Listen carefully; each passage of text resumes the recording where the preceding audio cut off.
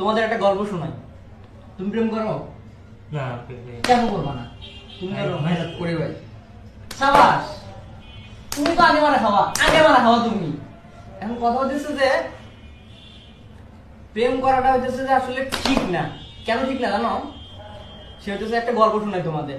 অনেক আগে একজন প্রেম করতো মনে করো যে প্রেম করে এই যে তোমরা যেরকম অ্যালার্ট আছো, ও সবসময় এরকম অ্যালার্ট থাকতো। অ্যালার্ট থেকে মনে করো যে ইয়া করতো, সে নদীর ধারে বাদাম খাওয়াইতো। কিন্তু ওর একটা সমস্যা, মধ্যবিত্ত পরিবারের ছেলে, রেস্টুরেন্টে নিয়ে যেতে পারতো না।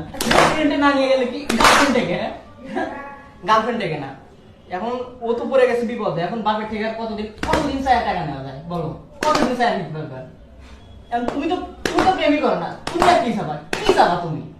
এখন তুমি যেহেতু প্রেম করো, হ্যাঁ, তো যে ইনকাম তো আর করো না, তাই না? ইনকাম তো করো না। এখন বাপের থেকে হইতেছে নেওয়া লাগে। এখন বাপের থেকে নিয়ে তো এত হাজার হাজার টাকা রেস্টুরেন্টে খরচ করা যায় না।